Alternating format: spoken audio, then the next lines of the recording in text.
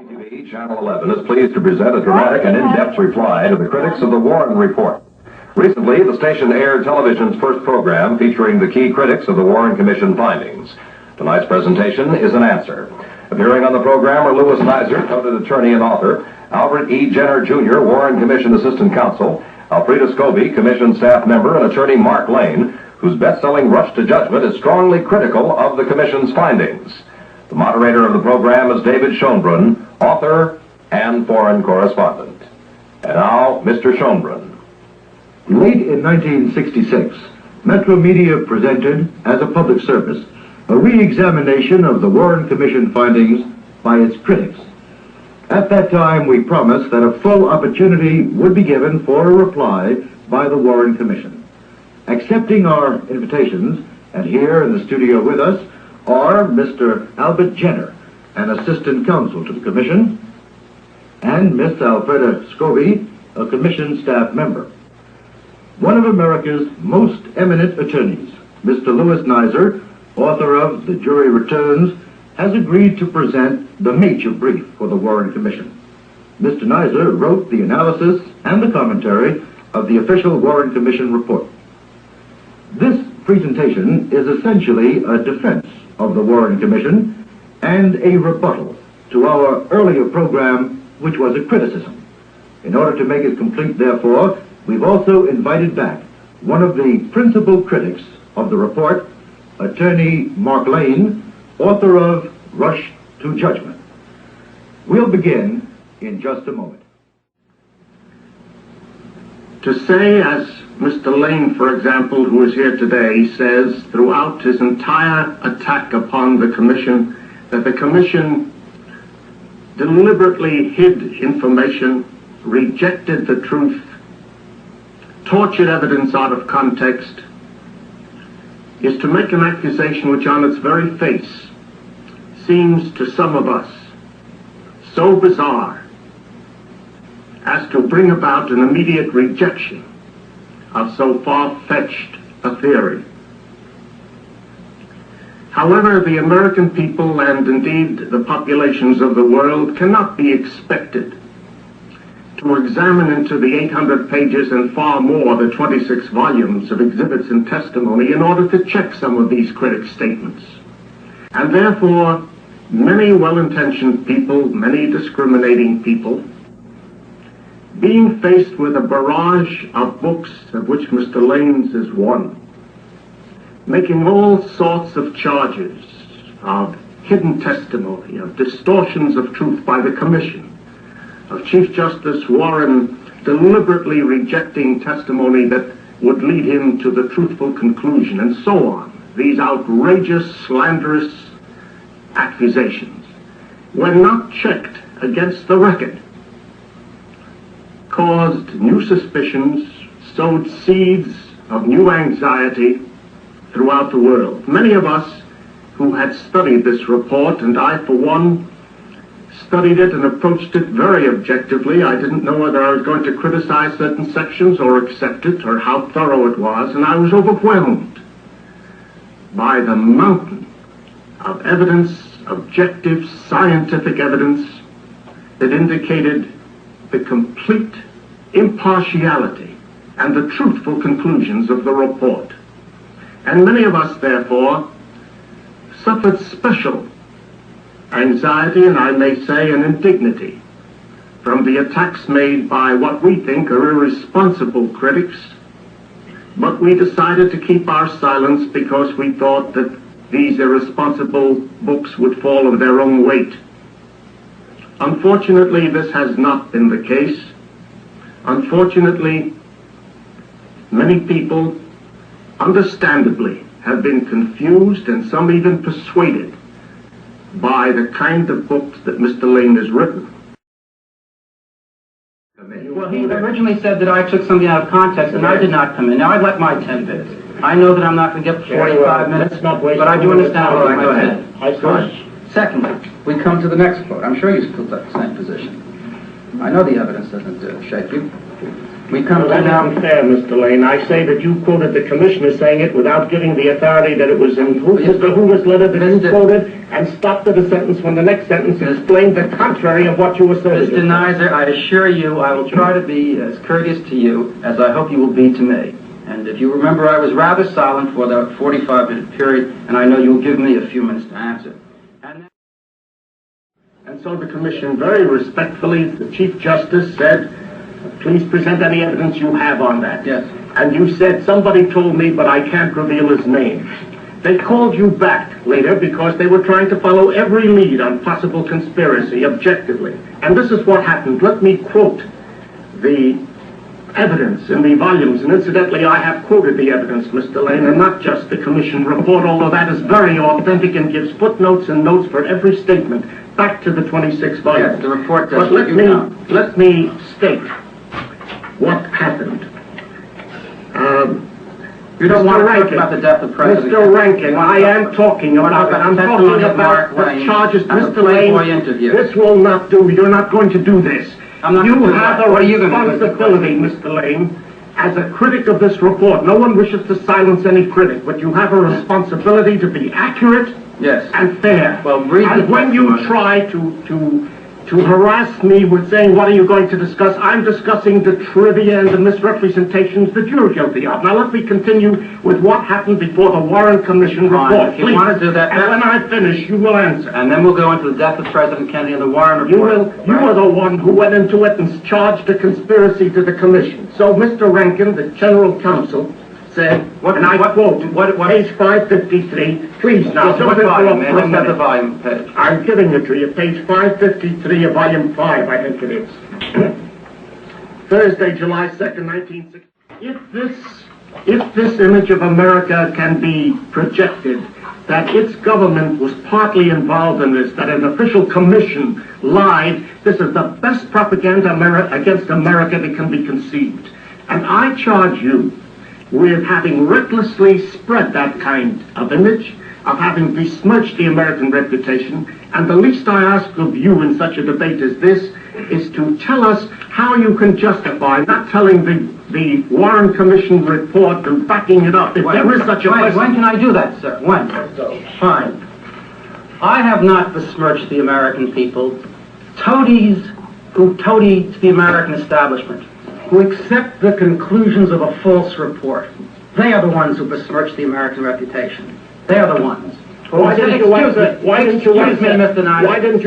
commission? Chairman, to give me as much time to answer that question as Mr. Nizer took and asked me. I'd like to put I'm not in London now, I'm in New York, and I intend to get equal time to answer questions which are put to me. Is that fair? Why didn't you answer? You've been getting equal time. We would like to hear your answer. I'm going to answer. I'm going to answer the statement that I besmirched the American conscience, the American and why you didn't give Justice Warren, Mr. Justice Warren, the answer to that. Mr. Nizer, gentlemen, please. I heard your question. I'm going to answer. If you'll just be quiet and be courteous, and if you can display that ability for 5 minutes, you'll get a full and complete answer. It may not be one you like, but you get a full and complete answer. You could have answered by now, sir. I beg your pardon? You could have answered by now. Is this the Un-American Activities Committee where it's yes or no? Is that where you are, Mr. Nizer? Are you ready to proceed? Mr. Nizer, please, let's go ahead with this now and get the answer without further I'm going to argument. start with the last point that Mr. Nizer made.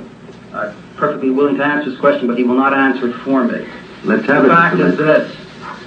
In the Dreyfus case, it was not those who said that Dreyfus is innocent who for 12 years besmirched the French conscience. It was people like you in France who accepted the conclusion and said you cannot ask questions because the whole French government must have been involved in some kind of conspiracy. Why don't you like those? Mr. Nizer, please, have a little courtesy and a little patience. Now, the fact is this.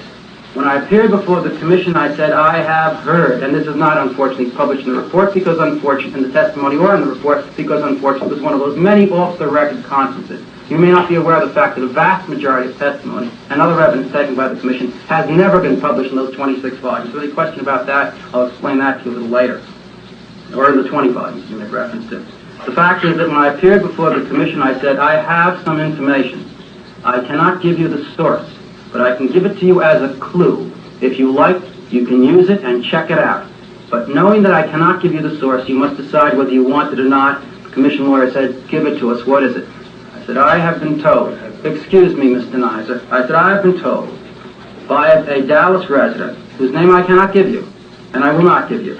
And if you want the story, I'll give it you. Tell us the story. The 3 men were at a club, and I said, I want to go into private session on this, because Jack Ruby's trial was pending. I said, I don't want anything that I say to be harmful to Jack Ruby. So I went to private session, and I said, 3 men, according to this informant, were present at a meeting in Jack Ruby's club on November 14th, and it was in the evening. Turns out to be about 10 o'clock in the evening. Tippett, Weissman, and Ruby. Mr. Lane, do you want to answer the question of why you did not give the name of your I think I answered that so clearly, I don't know what more to say. I had given a commitment to the man that I could not give his name, that I would not give his name. Based upon that, he gave me the information. That's a solemn oath. There may be some who feel they can violate solemn oaths. I'm not among them. They all 3 testified that they heard the sound of the shots come from up on the 6th floor. Then we find what, sir? We find this rifle on the 6th floor after the event, shortly after the event. Police got up there to look for it. It couldn't be any other rifle because the rifle discovered up there had a serial number sealed into it, that is impressed into the steel. It is the serial number that is on the Klein Sporting Goods order, appearing on microfilm in the center of a long strip. So it couldn't be said that this was manufactured for this particular purpose. So all of the talk about whether this is a Mauser or isn't a Mauser is immaterial. We've just heard Mr. Jenner's presentation of the case that there was not a conspiracy and that Oswald was the murderer. Mr. Lane, could you address yourself to some of the remarks that Mr. Jenner made? Yes, I'd like to say at the outset that while I'm in disagreement with Mr. Jenner's presentation of some of the evidence and some of his conclusions as well, I am very appreciative of the fact that he has presented them in a fashion without recriminations, and so that one can have, for the first time maybe in almost 3 years now, a confrontation with the Commission counsel dealing with the facts. And I'm very grateful for that, and I think that's exactly what the American people have waited for a long time for. What is a conspiracy? A conspiracy, as the law, is 2 or more persons acting in concert to commit an illegal act. The presidential limousine came here, moved up here, and was down here about the time the first shot was fired, and was about here at the time the last shot was fired. The Commission said there is no credible evidence which even suggests that any shots came from anywhere other than the 6th floor of the book depository building. No credible evidence. Let's see what evidence there is which the Commission considered to be not credible. There were 90 witnesses in the entire area who were able to make a statement as to the origin of the shots in their view. 58, almost 2/3, said the shots, some shots, or at least one shot, came from here, from behind this wooden fence, high up on a grassy knoll. They said they heard the shots. That's ear witness testimony, not the best kind of testimony, but nevertheless testimony. Here on the railroad bridge were a number of railroad employees overlooking the scene. 7 said that when they heard the shots, they looked in this direction. Each of the 7 said they saw a puff of white smoke come from this area, a puff of white smoke. S.M. Holland was the one on the railroad bridge who testified before the Warren Commission, and he said the other fellows said the same thing, that they saw puffs of smoke. As soon as the Commission did that, in what Mr. Nizer calls the most exhaustive investigation in the history of the world, the Commission decided not to call one of the other men on the railroad bridge. Nevertheless, in statements to Dallas police officers, Secret Service men, and others, 6 other men said that they saw a puff of smoke come from here. Mr. Ball was one of the important senior counsel for the Commission, who questioned various witnesses in the area. Seymour Weitzman, for example, who found the rifle, who found a portion of the president's skull, was questioned, I believe, by Mr. Ball and by others. Recently, Mr. Ball said, and I quote now, this is from a statement of Mr. Ball's at an Associated Press Managing Editors Conference. This is the transcript of his statement regarding the puff of smoke. What does a puff of smoke mean? Does it mean that there's a rifle? Of course not. Since when did rifles give off a puff of smoke? They don't do it. Mr. Ball is telling the world rifles do not give off a puff of smoke, and he's one of the most important Commission counsel on this question.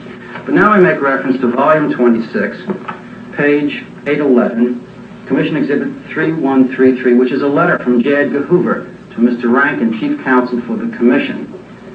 And I quote, in your letter dated September 19, 1964, you inquired as to whether any flame was visible at the muzzle of the 6.5mm Mannlicher counter rifle, and he gives a serial number, which is the alleged assassination weapon.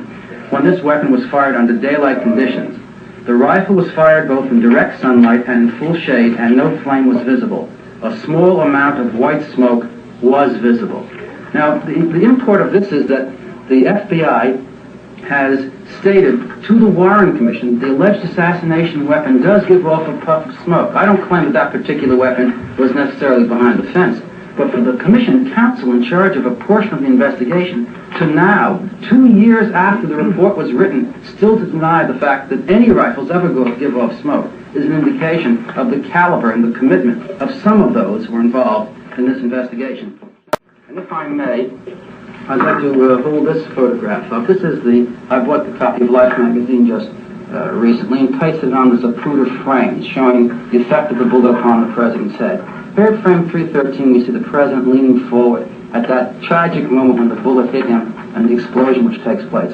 Now I call your attention to frame 323, which is 10/18ths of a second later. What's the effect? The president's been driven sharply to his left and to the rear, or in this fashion. He was seated in this fashion when the bullet struck him. Almost just about a half a second later, he was driven back in this direction. Is that the effect of a bullet coming from the back or a bullet coming from the right front? Unless the laws of physics were repealed that day, I would suggest there is further evidence to indicate that some shots came from the right front area. None of this is proof of a conspiracy. All of this is typical of the trifling kind of points made without any substantial evidence, a tiny little hammer beating against a marble structure of substantial evidence. For example, the puff of smoke, which Mr. Lane is constantly referred to in lectures all over the world. The puff of smoke he talks about is supposed to be 7 or 8 feet above the trees. It's a real cloud of smoke. Mr. Bauer, who was on a tower for 12 years of the railroad, said he saw no person fire anything. The police immediately rushed in all directions. Some people fell to the ground. You must realize the hysterics of the situation. One motorcycle policeman had got off and immediately ran to the knoll, immediately behind the fence. No gun, no shell, no person. Hundreds of persons watching the presidential parade. No one saw anybody fire. The quotation of Mr. Hoover saying the white puff is typically unfair. It refers to the fact that sometimes a pistol or a gun will permit a little white wisp of smoke after the shot. But what he's talking about is an explosion of smoke that is 7 or 8 feet above the trees. And therefore, what does this prove? The witnesses who testified, such as, for example, Mrs. Reed, whom he omits, said, I heard 3 shots, and I turned to Mr. Campbell and I said, oh my goodness, I'm afraid these came from our building. She was standing in front of the building. Other witnesses testified similarly that they looked up and there were the 3 Negro boys on the 5th floor, and this is corroborated by a picture that was taken showing the same faces. How does this show a conspiracy? This is the kind of, I regret to say it, misleading sowing of seeds of suspicion on no basis. We have here an absolutely impenetrable and proper report with more evidence than has ever been gathered to convict anybody beyond a reasonable doubt. And what we have here on the other side are people who are quibbling with a trifle of evidence here and a trifle there, trying to spell out a conspiracy by pointing to a big map and showing that the bridge came a certain way. Incidentally, the business about the entrance wound being an entrance wound.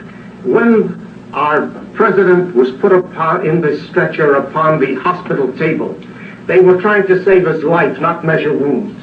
And the first thing they did was to perform a tracheotomy on his throat, thus wiping out the exit of the bullet through his throat.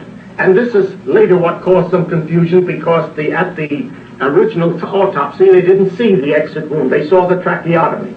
But they found the bullet hole in the back of his neck, and they knew it had gone through, and they had scientific tests of the fiber of his coat, which showed that the bullet pressed inwards at his neck and outward at his throat.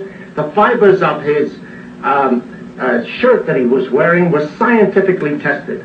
All of this objective, clear, conclusive evidence is ignored.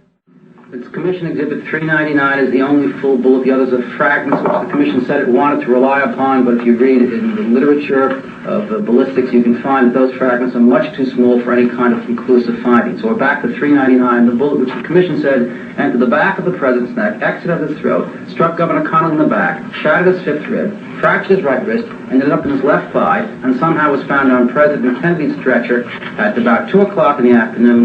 Yet Dr. Shaw, excuse me. You meant Connally's stretcher.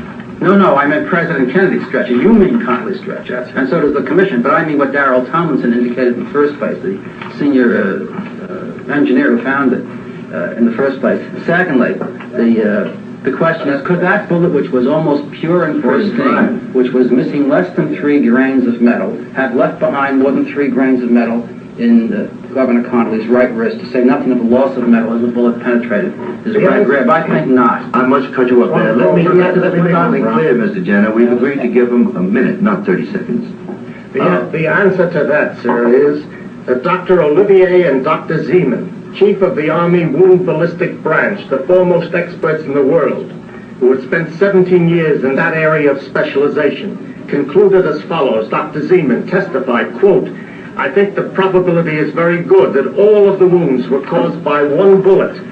Dr. Zeman and Olivier believe that if the bullet had not previously passed through the President's neck and lost velocity thereby, its force would have either amputated Governor Connally's wrist, if it had been shot from the front, as Mr. Lane continues, and it would not have been the hole that entered Connally's back. Everyone concedes, including Mr. Lane, that the shot that entered Governor Connally was in the back.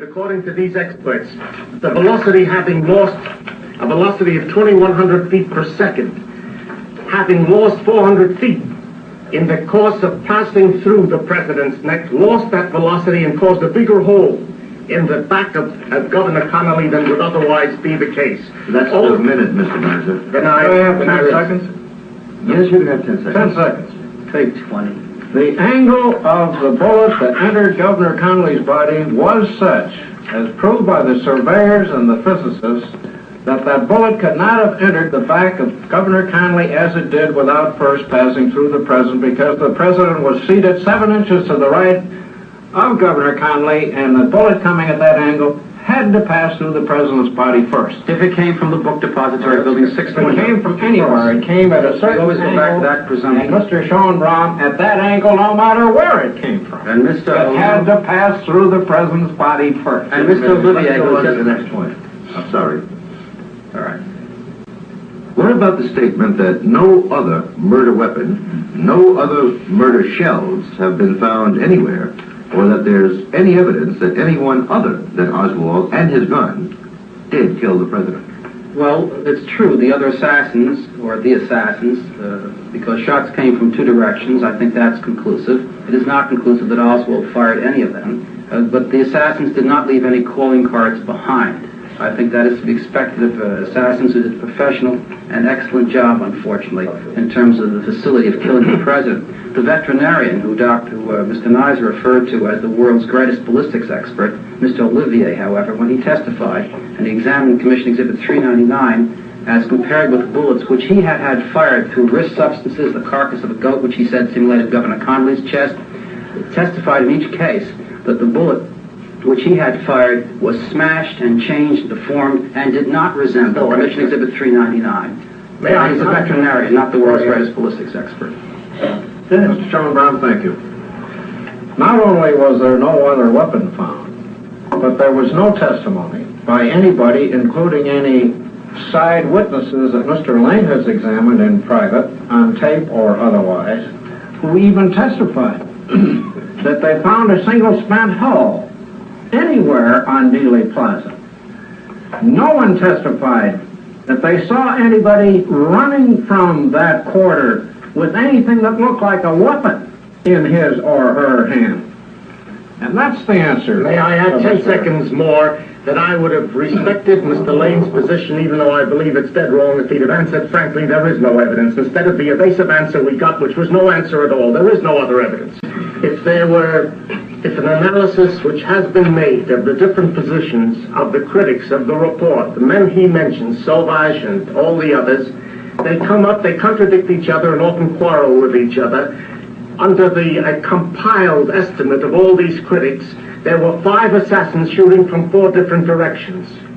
The fact of the matter is that this attempt to hide behind a high patriotic motive in creating this suspicion against the report of Chief Justice Warren and these distinguished men is a most hypocritical posture, I must say so.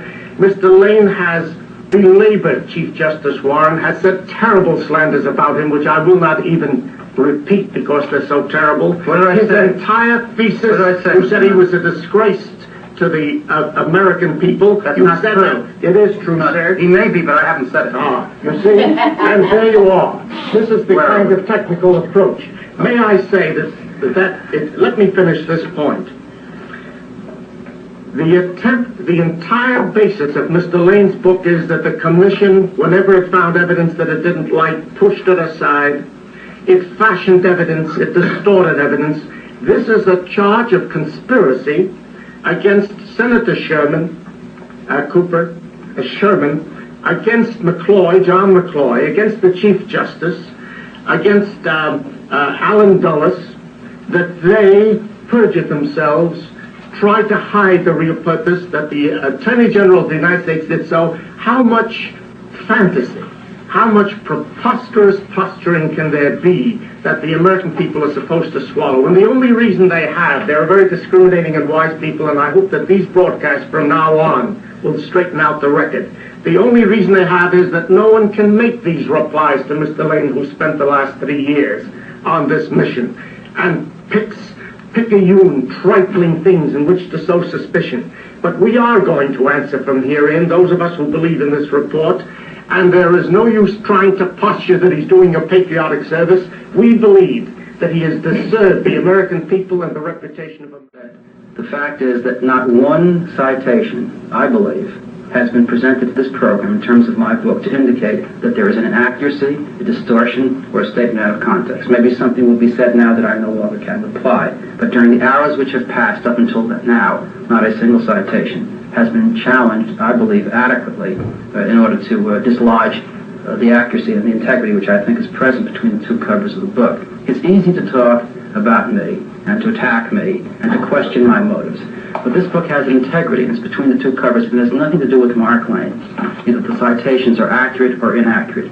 If they are correct, and I've not heard one yet successfully challenged in my view, if they are correct, then the evidence is conclusive. Shots came from 2 directions. I don't know. Mr. Nizer said my book is filled with speculations and rumors, and the next sentence he says, but I haven't mentioned the name of the person who was involved in the assassination. That's because I don't speculate. I leave speculation to the Warren Commission. I think they've preempted the field. I deal with the facts. I don't know who shot President Kennedy. I know shots came from 2 directions. I know I would like to find out who shot President Kennedy. And to that end, I'm going to continue asking this question in every single portion of this country and abroad and everywhere else I can, till such time as the American people have what they are entitled to, some facts concerning the death of our president.